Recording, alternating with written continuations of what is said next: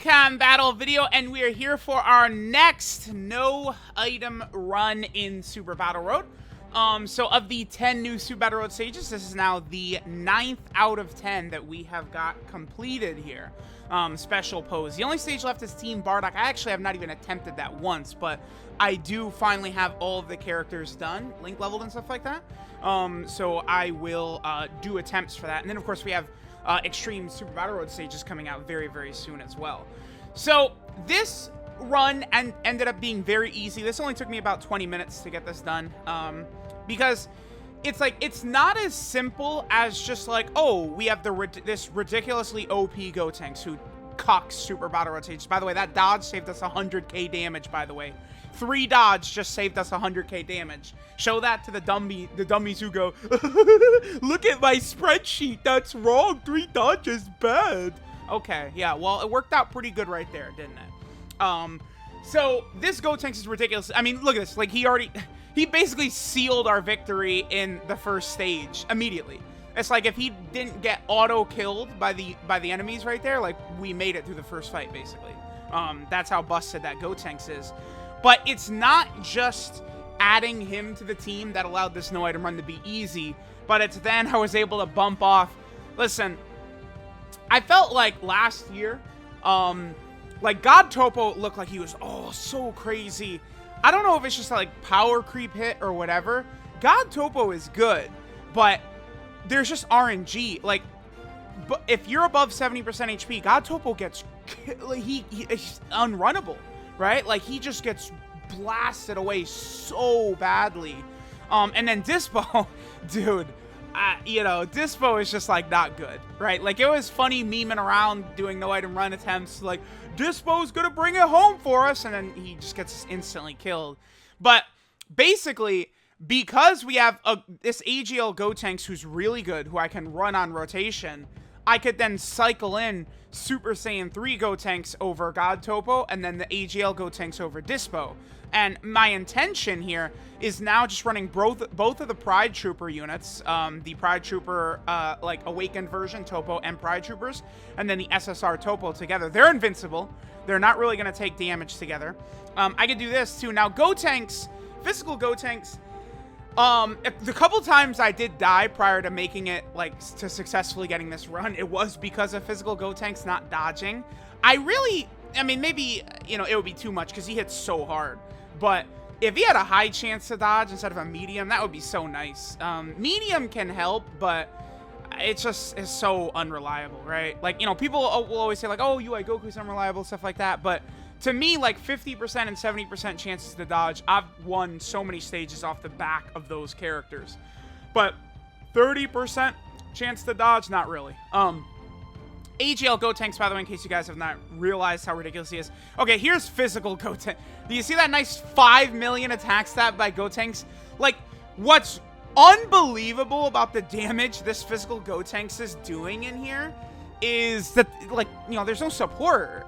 It's just, like, you know, like, that's it. Like, remember, sometimes you have to separate, like, you know, we see a unit in, like, a showcase setting do, like, a 5 million attack stat or something like that. But then, like, physical Gotenks doing, like, over, like, a 10 million attack stat worth of damage on that turn right there in Super Battle Road is, like, uber impressive, dude. We got very lucky. This is the reason I think well, this is one of, you know, like, a couple turns that allowed us to get the no item run. Gotenks is, like, very fodder and base, but he gets really good as soon as he transforms into Super Saiyan, right? This turn worked out amazingly in that Super Boo. Not only did he not attack us at the start, so we were able to debuff him before he even hit us, but then also no attacks on Gotenks. Honestly, Gotenks, after both Topos debuff Boo, I don't think Gotenks would have taken damage on super attack anyway, because that's my level 10 Link's Rainbow Gotenks, right? So, I mean, after the enemy's debuffed, he would get killed by a super, but normals, I don't think, would do damage to my Gotenks right here. But still, we got a really nice opening, especially after he double supers, right? Because he gets 50% defense every super attack. But, you know, this was a really nice opening rotation that basically just, you know, I don't want to say definitely sealed the win for us, but gave us a really, really good shot right here, right?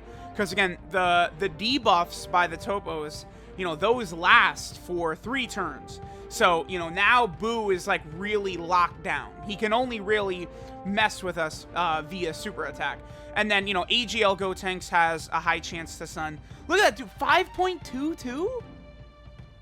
That's ridiculous. Like, you know, I am staunchly on the Gogeta is better, but like, man, like Gotenks, so like in Super Gogeta versus Super Saiyan 3 Gotenks, I probably would argue in Gogeta a little bit above, but holy Christ, this Gotenks look good in this run, right? Like, man, because the thing is, defensively, I think they're similar, right? Like, they have very similar levels of defense. But then, like, Gogeta, you know, super effective against all types, and then he could sort of get, like, the crit and stuff like that, and the dodge with Rainbow Orbs. I don't know, it's tough. It's tough. You can see they're very similar. Like, Gogeta is definitely not, like, twice as good as this Gotenks, but honestly, like, we know how busted AGL Gotenks is. The Topo Pride Trooper units are fantastic if they're, you know, used with another Universe 11 unit. Gotenks and Ghost, like, is super good. Like, all these other units, you know, we know how good they are. But physical Super Saiyan 3 Gotenks, he really just put his dick on the table. He said, yeah, I'm going to dominate. I'm going to absolutely destroy this stage. And he did rather good. I was more than impressed with how powerful physical Super Saiyan 3 Gotenks was. Now, again, with the strength of physical Super Saiyan 3 Gotenks, honestly, global players, by the time this stage, I almost sort of expect this stage to come out on global in December. Like, I think this will probably come out in December with LR Gogeta, with this AGL Gotenks. You know, of course, all global players are going to be summoning for that Gogeta when he comes out. If you get this Gotenks, you know, you're like, he is going to, 55% he's going to kill this stage, right? Because free-to-play players are trying to beat the stage, not no item it.